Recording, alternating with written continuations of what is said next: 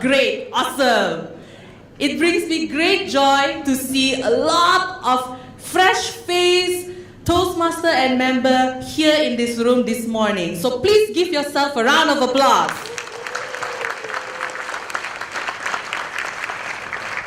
Thank you very much.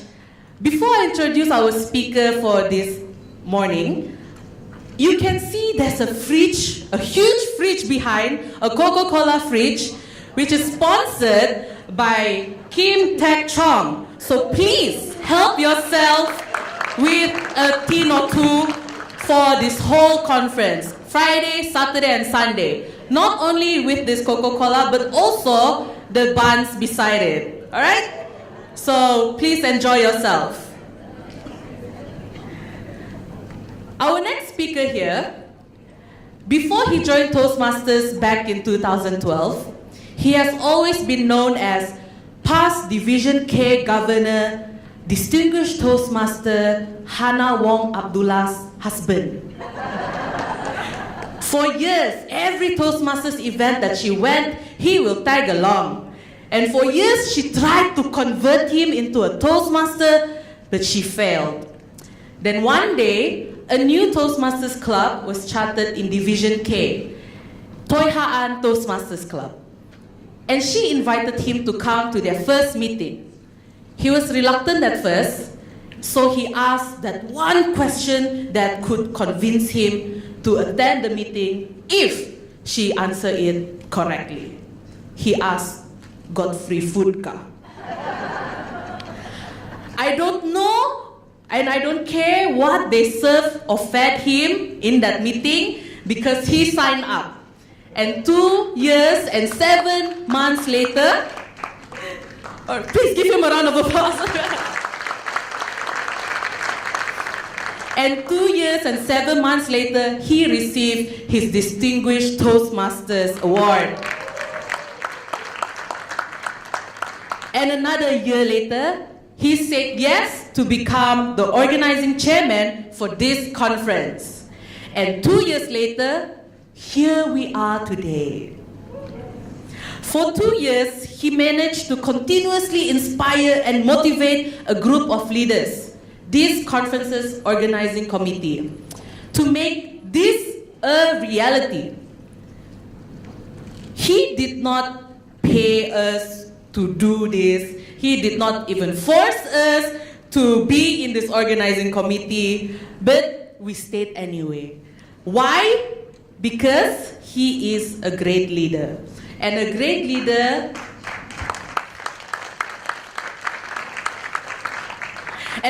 leader is someone who inspires and motivates people to be a better leader. And that was exactly what he did. He inspired us all. It is not easy to organize a district conference, especially when your organizing committee and delegates are scattered all over District 87. And for everybody's information, District 87 consists of Malaysia, Labuan, Brunei, and Indonesia. And to top of that, he can still find the time for his day job, do cycling, go marathons, volunteer for a marathon, be involved in many other NGOs, go on holidays with his family, and do many other things which he did not post in his Facebook. Fellow Toastmasters, ladies and gentlemen, before he joined Toastmasters, for years he was introduced as Hannah's husband. But today, I would like to introduce you to this year's District 87 Annual Conferences Organizing Chairman, Distinguished Toastmaster Johan Amilin.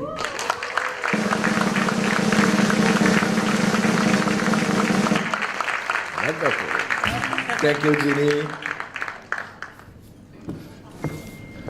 Good morning, everybody. Good morning. And welcome to District 87 Toastmasters International Annual Conference in Kota Kinabalu. I do hope I can do justice to this introduction that was given by this wonderful lady. She always impresses me with her energy. But welcome, I would like to say to everybody once more. today. Some of you might be wondering, Toastmasters International, but we thought that this was a leadership and communication conference. Some of you only think that Toastmasters is only about public speaking.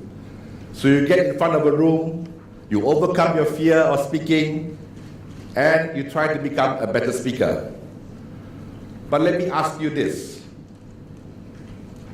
If you're a good communicator, can you become a good leader? If you're a good leader, are you a good communicator? They go hand in hand. Leadership and communication go hand in hand. So when people join Toastmasters International, a small club, they think that they're overcoming the fear of public speaking. But what actually they are doing is identifying or discovering the potential to become leaders. They build confidence. They know how to build a message. They know how to influence, how to motivate others. And this is done in the club level, where you know the 20 people around you, or the 18 people, or the 30 people around you. It's a very safe environment. And in this environment, leaders are made. Daryl? And this is the tagline of Toastmasters, where leaders are made. So ladies and gentlemen, today you are in a conference that's actually a two-in-one, because as Sabahans, we like to get things on a budget. So we decided to do, rather than do a leadership and communication conference and a Toastmaster annual conference, we put two together. So you have this Toastmasters International Annual Conference, which is also a leadership and communication conference. Our tagline, our theme for this conference is Daryl, not Daryl, because he's going to change the slide for me. Stand out and speak out. Now the reason why we chose this tagline is because, just to share with you, when I was young, and maybe this may resonate with some of you, my parents keep on saying that children are to be seen but not heard. Whenever guests come to the house, even though we're playing or watching TV, you have to switch off the TV, stop playing, and go to your room. Because children are only seen but not heard. Things like silence is golden, right? Or even in communities or even in government, where they say the silent majority will prevail. But in the last few years, you know that it is not true. With more and more mediums like social media, with Snapchat, Twitter, Instagram, Facebook, if you do not know how to communicate and control the message, it will be very hard for you to lead and also to do things. So, why are we choosing this theme? It's because, first and foremost, Toastmasters is about learning how to communicate so that you become a better leader, so that you discover your potential to become a leader. Because leaders need to have a vision, and they need to share that vision with the people that they lead. So where do you start? You start in a small club. And perhaps one day you might end up on the stage as an organizing chairman of a conference, where the only thing that you need to get your committee to work together with is to make sure you have free Coca-Cola and creamless buns. Because like me, I also wanted to come for free food.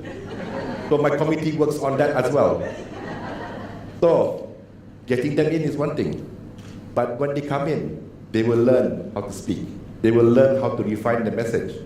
And when you refine your message and you can have a vision and you can clearly define that to others, you already have leadership potential. Now, how do you then make that even better? Toastmasters International has many, many opportunities for anyone to step up and become a leader. All they need to do is say, I want to be a leader, I want to try.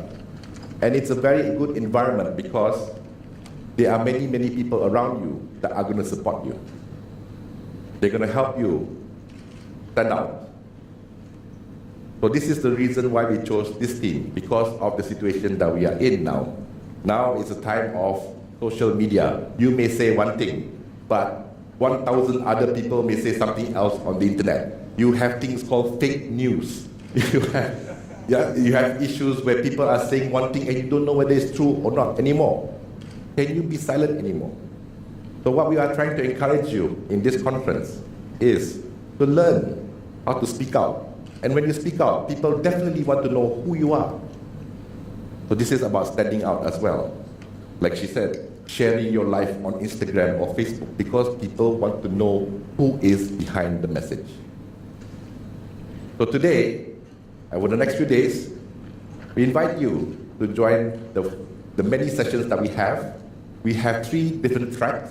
We have English sessions. We have Bahasa Malaysia sessions for the first time in our district. We also have the Mandarin sessions.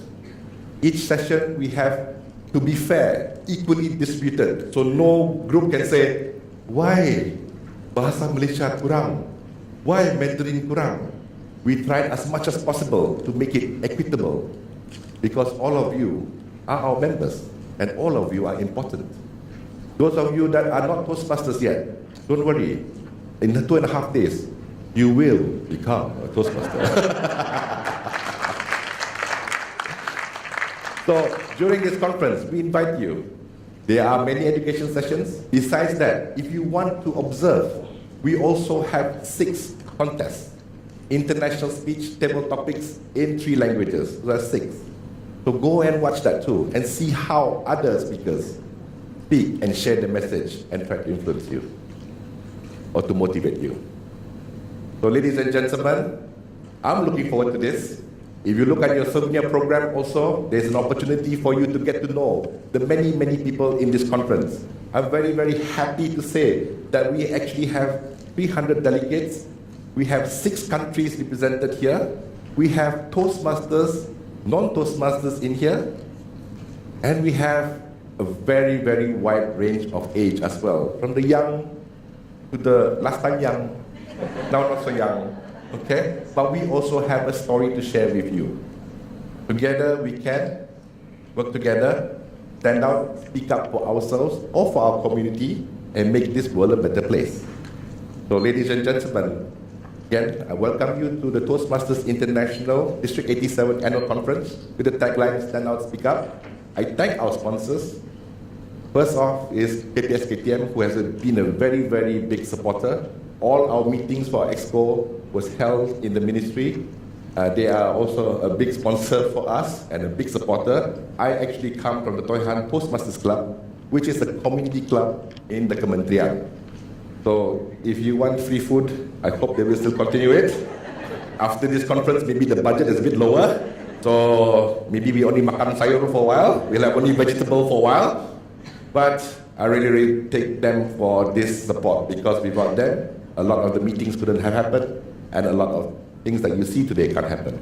Another sponsor that we want to thank is the Surya Group of companies, or better known to you all as Surya Capital, because they too stepped up and they even shocked their own club members with the support that they gave us. And now the club members, I understand, are under pressure to perform. We also thank the Ministry of Tourism, who has also contributed to make this, because those of you from outside of Sabah, this is also our Harvest Festival month. So there's a lot of cultural things that's going to happen. There's going to be a lot of festivity that we want to share with you about our culture. So there's many, many things for you to experience. So what I want out of you, ladies and gentlemen, is drink as much Coca-Cola, eat as much bun, but also mix and talk to each other. In your souvenir program, there's an icebreaker sheet. If it makes you uncomfortable to go up to somebody, use that sheet and say, I want to use this sheet because the first 5 can win a polo t-shirt. If you fill it up, just pass it up to the secretariat. All right? So ladies and gentlemen, enjoy the next 2.5 days. Thank you very much for being here.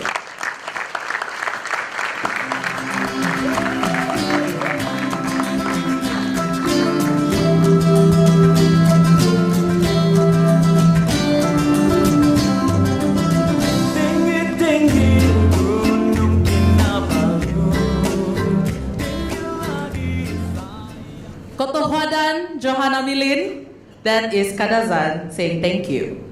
Am I right, Richard Tontusan? Correct? Yeah, thank you very much. Thank you very much once again, distinguished Toastmaster Johan Amilin. Please give him another round of applause. Before I introduce our next speaker, I would like to remind you to please turn off or switch it to silent mode of all your noisy devices. All right? Thank you very much. So our next speaker is a pharmacist by day and a Toastmasters by heart. Just like you and me, she started off her journey as a Toastmaster like a blank piece of paper. And over the years, she filled those blanks with speeches, contests, and leadership roles. She was a member, a president, a division governor, district governor, region advisor, and now international director. Some Toastmasters come and go, but she stayed for 27 years.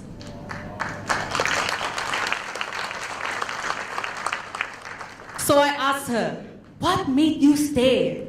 And she said, it is because she loves seeing people grow into amazing leaders right before her eyes. She loves seeing guests signing up as a Toastmaster and they have no idea what great things that will be coming in their way. The lessons that she said she learned throughout her journey in Toastmaster is communication. Communication is key. We can set goals, develop roadmaps, but if we do not communicate all this to our team, it is going to be an uphill battle. As a leader, we must provide the link between goals and success. And as a leader, we must inspire our team to go beyond their expectations. Fellow Toastmasters, ladies and gentlemen, please help me welcome the International Director, Distinguished Toastmaster, Elisa Tay.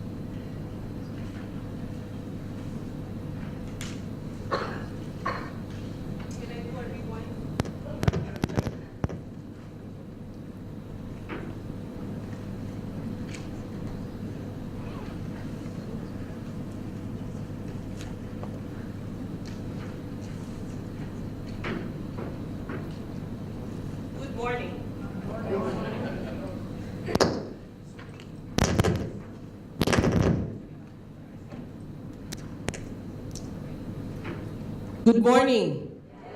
Yes. Sometimes the old-fashioned thing still works.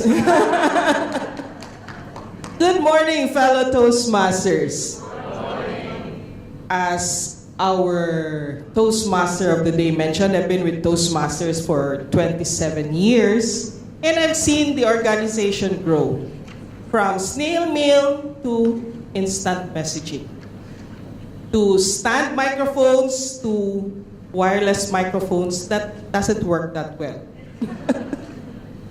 Fellow Toastmasters, you might be wondering what Candy Crush is there for.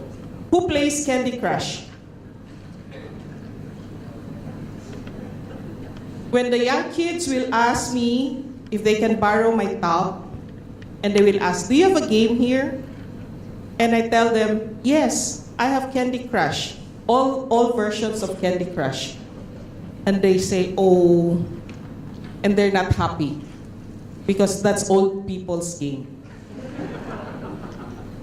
Oftentimes we play games just to pass time. When I started playing Candy Crush, I thought it was just simply something to while away the time. And somebody who came in later than me started outplaying me. And he said, "What happened? Why are you doing it very well?" And she told me, "Because you are not looking at the objectives." All of these games are strategic in nature, and you have to use strategy to win. Can I have... This is the only game where this is the only time when I say I hate chocolates. Because this game brings out a lot, but I'm not going to focus on it actually. But I'm telling you that in life, we need strategic thinking. It is not just in games, it is not just in movies, but in all aspects of our lives. So what is strategic thinking? We're coming up with a new strategy because we need it for the slides. So next, strategic thinking. It's a process that defines the manner in which people think about, assess, view, and create the future for themselves and others. So one basic example will be, if Liana was listening, she would try to find out what they fed Johan when he attended his first meeting, because that would be very effective. So you can use that as a strategy to recruit more members. I have a sneaking suspicion it was Coca-Cola and those buds. So when we go through life, our lives, with our family, with our work, with the team that we build and work with, we need to do some strategic thinking. So next, what are the 4 characteristics of solid strategic thinking? And we go next. Strategic thinker seeks perspective from multiple sources. When you are going up, when you're starting in your leadership journey, oftentimes at the start, it's just your parents. Then when you go to school, you have educators that are helping us out. When you go to work, you now seek mentors, people that would guide you along the way. So we don't stick to one. Even for me, when I was going up the leadership ladder in Toastmasters, I had different mentors along the way. People that would push me, people that would inspire me, and people that were down to earth and made sure that my plans were doable.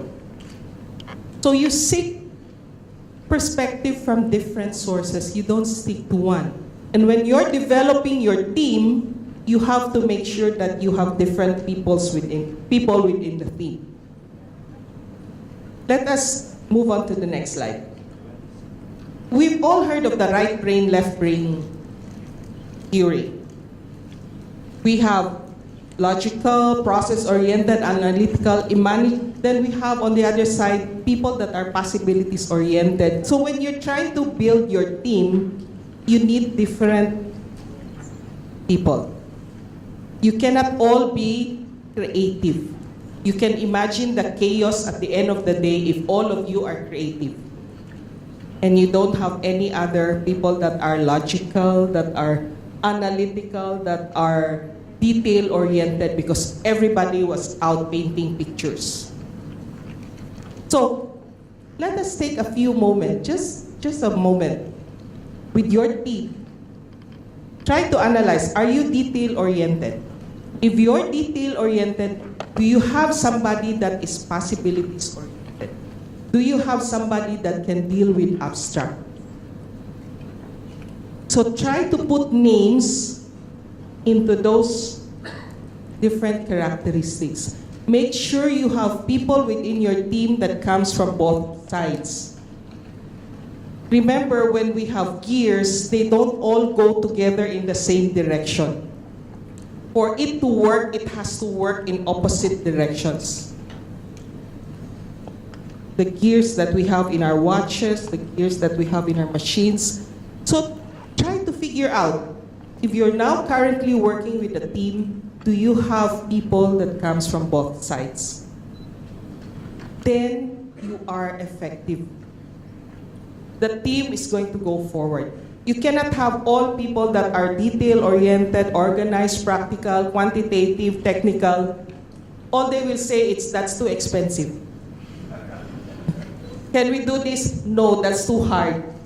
Can we do this? No, it takes too much time. So you need some people also on the other side that can come up with possibilities. Because by nature, they look for possibilities. So we have to do that. Next slide. Strategic thinking goes beyond today's reality. Strategic thinking goes beyond today's reality. If we would like to project some project for the future, and we just make use of the data that we have today and extrapolate them for 5 years from now, we're destined to fail. Because we are not taking other things in the environment into consideration. Let's say you are coming up with a big project in your company, expansion, and then you are doing some extrapolation, some data fixing and pencil pushing for the future. And then you are basing it on current situation. Maybe the economy now is a very robust economy, and then you do certain projections, not thinking that maybe the currency would go down, the dollar would strengthen. So it creates a lot of imbalance. So I'd like to share this with you. This is by Peter Coy and Neil Gross of Business Week, and they say, forecasters who extrapolate from today inevitably get tomorrow wrong. But by pitting multiple scenarios of the future against one another and leaving many different doors open, you can prepare yourself for a future that is inherently unpredictable because you have many options in place. That's why we have Plan A, Plan B, Plan C. A few weeks ago, Didi Ivy posted on her Facebook page, be stubborn about your goals, but flexible about your methods. Because it's like the river that's meandering down the mountain. It doesn't go in a straight line. It looks and seeks for a path. But we all know that it's going down to the ocean, but there are multiple ways of getting there. And we keep all those options open. That's how a strategic thinker would think. Can I have the next slide? So how do we look at options? I have 4 steps on the board. It says, first one is move further away. Doesn't mean that you move further away in distance, but you ask somebody else to look at the situation. Somebody that is not invested financially, physically, or emotionally to the project. I think we all remember the story of the emperor's new clothes, wherein the emperor went around town and he said, look at my new clothes. And everybody else, because their lives were invested, they might end up having their heads removed if they say that the clothes are not nice, or nobody dared to tell the emperor he had no clothes on. So everybody was saying yes. Yes, because they were invested in that particular situation. Not until a small child who did not know anything said, but he's not wearing any clothes. So sometimes it's important to ask somebody from outside to look into your project because they are not invested in. So move further away. Look for people. That's why we have multiple advisors. Look closer. When we say look closer, you break down your process and look at each particular step. I had a friend who wanted to open up a bubble tea shop, milk tea shop, and so they said, okay, we now have the location, we now have the recipe, we are selling the ingredients, we're the local distributor, so it's going to work. And then when they were about to open, somebody said, "Will you be serving food?" I said, "No food." "Yeah, let's look at our process. We need food." So if we need food, now we need to redraw the plans. We need a kitchen. We need to hire a cook. We need so many other things.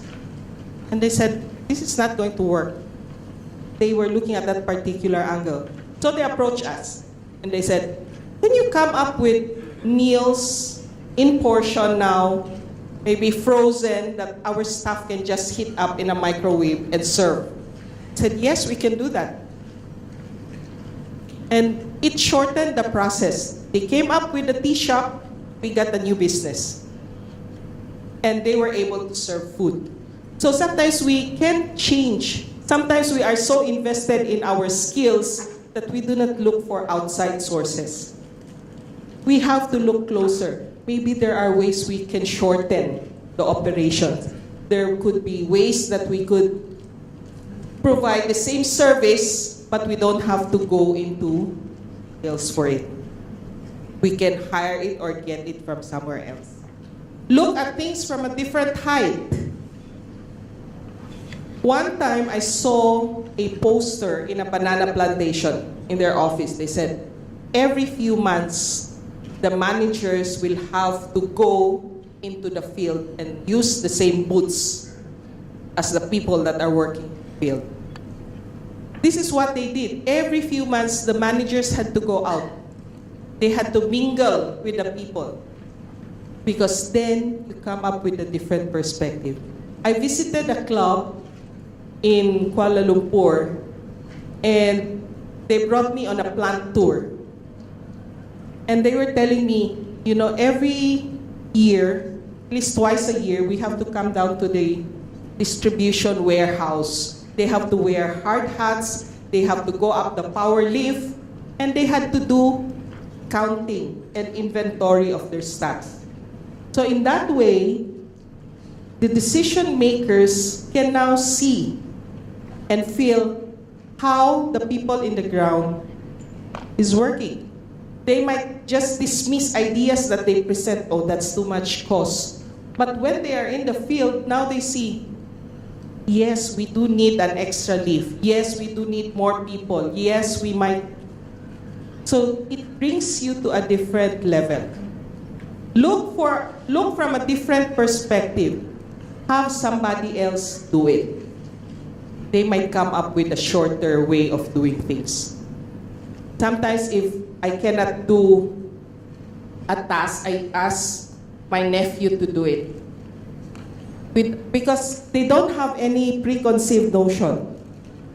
When the computers first came out, when the laptops first came out into the market, the more senior people would not like to touch computers. I might erase everything. I might destroy it. It might explode. But the young kids, because they did not have any preconceived notion about the technology, jump right into it. Sometimes even up to today, if I don't know how to do things, I call on the younger people, because they can do it right away. So we look at things from a different perspective. Ask somebody else to do the task, and they might show us a new angle or a new way of doing things. Next slide. Do you know this person? Not Obama, but the guy standing beside him. Steven Sasson, not Vidal Sassoon. In 1973, he was hired by Kodak to look at something. They wanted to see if it would work feasibly. So they hired him. In 1975, he went to his big bosses and he said, "I have something that is a precursor, a prototype of what we now know today as the digital camera." But the big bosses said, "Okay, who would want to use that? So maybe you can just work on it some more." And forgot about him. In 1988, Steven and Robert Hills developed the first DSLR camera. If you were the bosses at Eastman Kodak, what would be your reaction? They said no, because it's going to destroy our film market. Kodak had developed a business that was from the start films, camera that uses films, and machines that develop the films. And they felt that if they came up with a DSLR camera, it's going to wipe out their business. So they did not want to do it. But Kodak made money. They sold the patent for the DSLR camera. But because they did not keep up with the times, by 2007, the money that they made from the patent was all gone. And by 2012, they had to declare bankruptcy. You see, sometimes we have to think not just of today, but for the future. If they have opened it up, that would have been a new market for them. So sometimes we're so invested, we think it's going to damage us financially if we come up with something new. So we have to look at things from different angles, from different situations. Next slide. Strategic thinkers, they question both the familiar and the new. We question both the familiar and the new because we have to make sure that we are getting things right. I'm sure when Toastmasters International decided that they want to revitalize the education program, they had to go through so many of these situations. What if we change? Will we still have the members? Will the members embrace it? Will it work? Will we leave anybody behind? So you start with all these questions in order to get. Why do we ask questions? Because we want answers. And with those answers, we can come up with decisions. Can I have the next? So what type of questions do we use? We use open, we use lean, we use neutral questions. Open questions, try to ask questions that cannot be answered by yes or no. So we use why, what, how. It's like, can you come up with a new club for your division? The answer oftentimes would end up no, too much time, too much effort. But if you say, what can we do to come up with a new club? What help can the district extend? How many people would you need? Maybe, would you need some more resources? So we change the dynamics. Then we tend to give them a wider option. And we are able to generate more ideas. So if you say, questions why, how, neutral questions, avoid adding value statements and judgments which distract and bias the respondents. How many times have we attended meetings wherein the facilitator or the boss would say, okay, I want your ideas. Give me your ideas, but I do not like the color yellow. What will be the answers basically from, it will not contain yellow because you have given your prejudgment already. So if you're trying to solicit ideas that would work, make sure you do not have questions that have certain biases already. Like, I want new clubs, but I don't like to fly so much, so make sure they are all in the city centers. I want to expand our business, but I do not like to go into that area. So you have already set biases. So when you're trying to come up with strategies for the future, don't set any biases at the start. Because it is in the discussion, it is in the sharing of ideas that we come up with a solid plan. Lean questions, as the name suggests, these are brief and conceptually simple. How many of us have participated in table topic session in the clubs wherein the table topic master wants to show off and comes up with a very difficult question, sometimes with two questions or 2 points in one particular session, in one particular question. And oftentimes, what would happen? We tend to shut off and just choose one point or choose one question. If you are leading a team that's discussing and you say, what can we do? And all these questions, and then you end with, how much will it cost? What will the team members say? The one who is reporting might just say, the whole thing will cost $1 million. And everybody will say, oh, that's too much, that's too much. Without knowing the details. So go step by step. What are your plans? How do you go? How should we go about achieving those plans? Do we have enough resources to cover it? Do we have, so you keep the questions on, you keep it simple, but you keep it coming until you come up with an agreed solution. There was one company before, back home in the Philippines. They had only one customer. Their business was providing the tubes for Colgate, the toothpaste.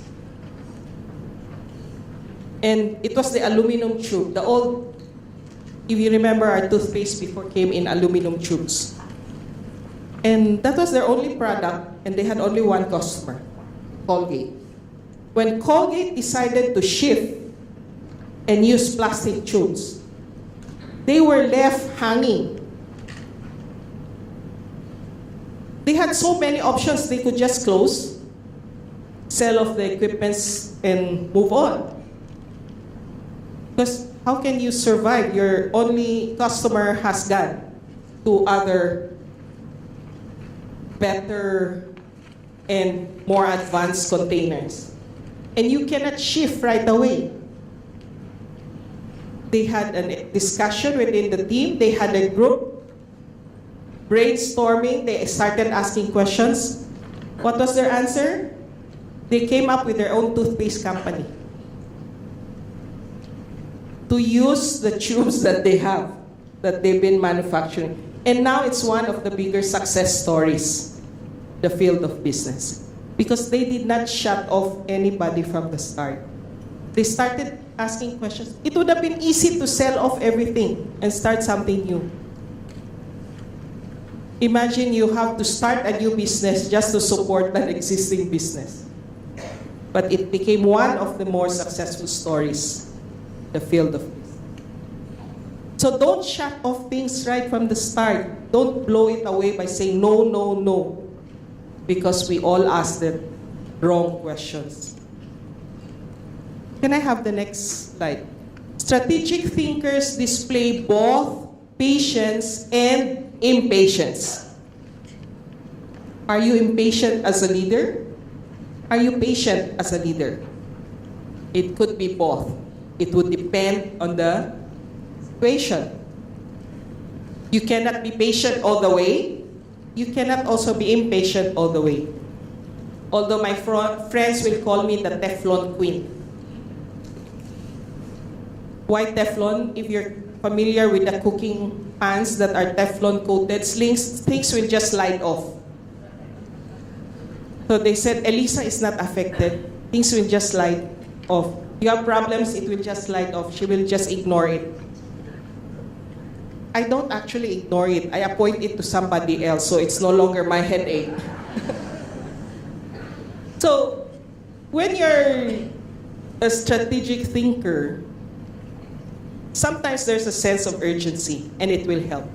Sometimes you need to step back. Be patient and look at the situation. So if time is not of the matter or the main concern in strategic thinking, what else could affect our strategic building sessions? What are these questions? Can I have the next slide there? If not time, then what else would matter? Next. These are some questions that you could ask. Is it central to the brand? Is it central to the brand? A lot of well-known personalities, movie stars, when they accept endorsement deals, they usually have a morality clause built into their contracts. And these companies will demand that they adhere to that morality clause. Let's look at Tiger Woods. Tiger Woods had built an empire, not just with the golf, playing golf and winning, but he had endorsement deals. And a lot of these endorsement deals required him to keep to that morality clause. When that incident happened with his wife, can you make a guess who he called first? His publicist.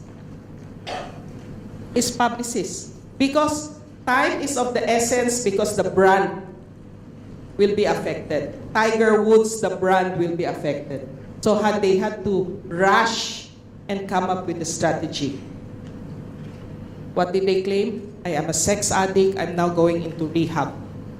They come up with plans, strategic plans. If what is happening is not central to the brand, maybe it's an expansion, then you can sit back and wait. Then that's when patience would come in. Will it broadly or directly affect the key audiences, customers, family of our brand? Sometimes you have newscasters, recently the one with Fox News, O'Reilly. He is Fox's biggest and most important newscaster. But because the advertisers were pulling out, they were pulling out because of incidents of sexual harassment, they had to do something. They had to step in. Because it was already affecting audiences. It was affecting their bottom line. It was affecting the company's financial standing. So then, in those cases, strategic thinking will be, time would be of an essential, the most important thing. Because you cannot let things go until it's too late. Will the organization's supply of resources be dramatically affected? Let's say if we change plans, let's say if we shift to pathways, will we lose members because of this? Will we gain more members because of this? So when Toastmasters decided to revitalize their education program, several years ago they had ambassadors, rep ambassadors, we call them. They would go to the clubs and say, we have something new coming up. I don't know what. We have something new and exciting coming out. I don't know when. We have something exciting for you. It was to keep up the spirit. But at that time for them to wait. Because if you come out with something new and it doesn't work, it's going to be more costly for the company. So when they envisioned the change in the program, it wasn't leading towards what we're going to launch next month, the pathways, in July. It became bigger because they had to make sure that it will do the thing that it promised. They had to launch it gradually. So this is the time when the leaders stood back and wait and said, let us wait. Let us make sure that everything will be working smoothly. But do we leave it at that? No, we need impatient people in the team that will make sure it is still in the forefront of our thinking. Because if we are all very patient, it will remain inside the closet. So we had people also, like members of the board, that kept on asking, how far along are we with pathways? When are we going to launch pathways? When will it happen? So we also need people who are impatient, because then they will keep things in the front. So Toastmasters started with the launch already of pathways. For the non-Toastmasters, this is a new program of Toastmasters International that would rely heavily on competency-based trainings for the members. So if you are into planning of events, you go through that track. If you are into training, you follow that track. If you are into presentations, if you want communication, then you follow that track. So it's competency-based. That's why it took them some time to develop it. And they started by launching it in District 57, which is a young, vibrant district with a lot of techies in its membership. And it took off right away. They were very deliberate in choosing the districts. Second launch was District 27. Older, seasoned Toastmasters that did not use a lot of technology because they wanted to check how it would work. And next would be District 51. They decided to come all the way across the globe to our part of the world because we have Mandarin speaking clubs, we have Bahasa speaking clubs, we have Tamil speaking clubs. So they wanted to check if it would work. There are translations now in Mandarin for pathways, and soon they will incorporate a lot more. And they wanted to check. So once all these kinks are out, Region 14, of which we are part of, will launch in July. So this would be exciting times. Did we get to it in a matter of a month? No. Did we come up with answers right away? No. We asked a lot of questions along the way. We find out whether it will work. We try to find technology that would help it along the way. They wanted to target the younger market with the use of technology, but at the same time, they want to make sure that members that have been around for a long time will also enjoy the same benefits of the revitalized program. So all these are based on strategic thinking. But this is not something that we do only for corporations or for business. These are things that we do for ourselves in our personal lives. You might want to move up the corporate rank, become a manager, become CEO. What do? You don't just wake up one day and say, I'm going to be CEO 5 years from now and do nothing along the way. You start investing in yourself. You go to trainings. You meet people. You get mentors that will train you, that will give you leads, that will push you in the right direction. You don't wake up one day and say, I'm going to be the leading brand in whole of Malaysia, or in the whole of Indonesia, or in the whole of Brunei, or in the whole Asian region without asking questions. How can we do this? Do we have a brand that will last? Do we have a product that would work? In the family, if you are, I want to have a house for my family in 5 years. How do I get to that dream? How much savings do I need? Can I get a loan? Can I ask my parents? Sometimes that would be the easiest. But so strategic thinking is not something only for corporations. It's not something for business. It's something even that you can use for yourself.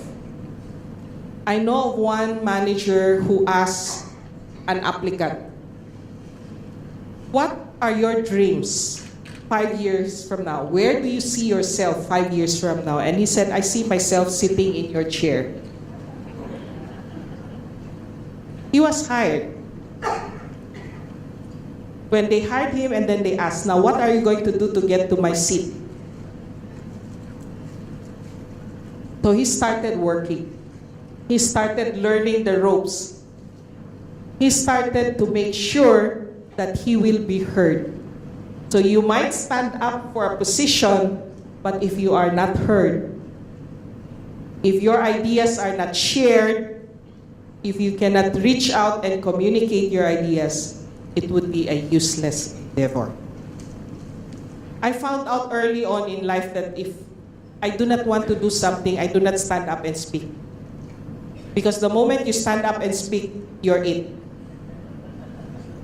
If you come up and share an idea, they say, okay, you're the chairman of the committee. So if I'm busy and I do not want to do anything, I keep quiet. But to progress in life, to progress in work, you have to stand up. You have to speak out. And the only way for us to do that is to make sure that we are well equipped. I would like to share a story of Noel. Noel works with accounting staff in a huge banana plantation. And this story was relayed by the plant manager. And this was the reason why the plant manager was so enamored with Toastmasters. He said, I saw Noel every day. He just shuffles along, not looking at anybody, and gets to his table. Once he gets to his table, he just concentrates on his work, does not interact with any of the members around the office, and then at the end of the day, shuffles out of the office. When he joined Toastmasters, and he found his voice, he competed in the humorous speech contest and went all the way to the district. When he came back, he was a different Noel. He now walked into the office with a smile. He had a beat to his walk, and he interacted with the other people in the office. After he's done with his work, he goes to the other tables and says, you need any help? Would you need my assistance? Can I do something to help you with your work? And the plant manager saw that change. The plant manager saw that shift. And so from that day on, he had been encouraging his people to join Toastmasters. Noel, aside from just being an accounting clerk, started doing little trainings within the company. The managers now started giving him more responsibilities because he can now reach out to other people. He can now share his ideas. He can now speak. So we have to think about investments in ourselves, in our family, and in our business. And all this would require strategic thinking. Are we ready to get it? I'd like to share this last thought with you. We all used to own a Nokia phone, right? It was the number one, it was the leading, it was way ahead of all the other analog phones that we had in the market, Nokia. But Nokia refused to move with the times. Their response was, we are the leading cell phone manufacturers in the industry. Why do we have to move so fast in the smartphone area? Why do we have to expand? Why do we have to put so much on technology? Until Apple came in, and Samsung came in, and Huawei, and all the others came in, Nokia could not catch up. So at the end of the day, when Nokia was bought by Microsoft, the CEO of Nokia at that time said this in his speech: we didn't do anything wrong, but somehow we lost. They didn't do anything wrong, they didn't do anything else also. So at the end of the day, they lost. So at the end of the day, if you have not done something as an investment for yourself, you don't try to stand out, you don't try to speak up, you're not going to go from here to there unless you're the child of the owner. in business, in work. So you try to shine. Think, invest in yourself, and as the theme of the conference says and reminds us, stand up, speak out. Good morning.